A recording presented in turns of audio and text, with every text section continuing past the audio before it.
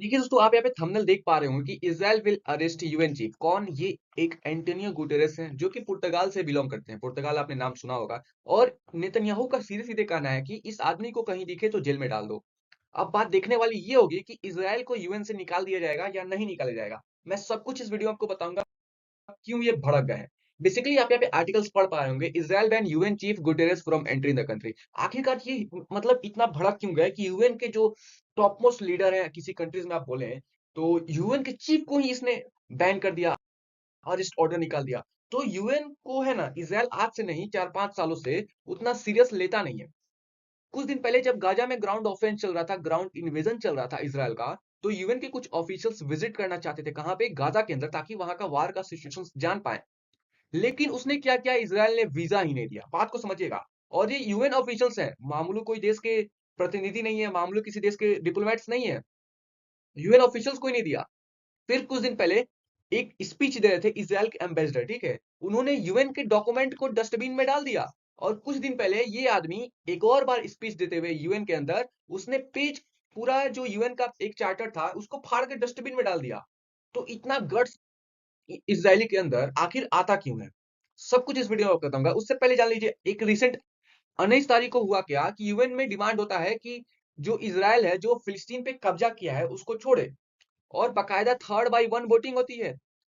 मतलब 75% लोग विपक्ष में रहते हैं, विरोध में रहते हैं इजराइल के, कि हाँ भाई तू छोड़। और 1% ही इजराइल का साथ देते हैं, लेकिन फिर भी इजराइल इसका बात नहीं मानता है। बात समझिएगा यहाँ पे। और फिर आते हैं एंटोनियो गुटेरेस, इस सभी चीजों में एंट्री लेते हैं। ये बोलते हैं, I condemn the broadening of Middle East conflict with escalations after escalations, this must stop, we absolutely need a ceasefire. ठीक है, यहाँ पे ये सीज फायर का डिमांड तो करते हैं, लेकिन ये देखिए, बेसिकली इजराइल चाहता था ना कि आप हमारा साथ दें। कैसे साथ दें? देखिए यहाँ पे आ जा रहा है, always on the side of terrorist. क्यों बोला इसने? क्योंकि इजराइल चाहता था कि जो 181 ईरानी बैलिस्टिक मिसाइल जो हम पे हमला हुआ है, आप उसका विरोध करें। लेकिन वो क्या बोल रहे हैं? मिडिल ईस्ट में जितने भी तनातनी हिंसा हो रही है, हम टोटली उसका विरोध करते हैं। अब ये चाहता था इजराइल की स्पेसिफिक आप हमारा नाम लिखें, आप विपक्ष में ईरान को आप टारगेट करें, इजराइल के सपोर्ट में आप बोले। समझ रहे हैं ना आप बात? तो इसी बात पे ये भड़क गए। देखिए, इजराइल चाहता था कि एस जयशंकर जैसे विरोध किए हैं 7 अक्टूबर का, हम इसको आतंकी हमला मानते हैं और इस पे इजराइल को जवाबी कार्रवाई करने की जरूरत भी थी। वैसे ही चाहता था इजराइल की एंटोनियो गुटेरेस ऐसे सामने आए और बाकायदा ईरान को उसको कंडेम करें, उसकी गलती बताएं। लेकिन ऐसा फिर थोड़ी देर बाद इजराइल कार्ड्स आते हैं। कौन है ये है फॉरेन मिनिस्टर ऑफ इजराइल। ये आदमी आता है, बोलता है कि हम लोग एंटोनियो गुटेरेस को बैन करते हैं अपने कंट्री में आने से, और इसको परसोआ नो गाटो, मतलब पकड़ो तो जेल में डाल दो। फिर थोड़ी देर बाद एक लाइन पैराग्राफ नीचे ये लिखते हैं, ये वही आदमी है जो अभी तक अनाउंस नहीं किया मैस्केयर जो हुआ था 7 अक्टूबर को, जहां 1200 प्लस इजरायली मारे गए थे। कौन मारा था? Hamas terrorist.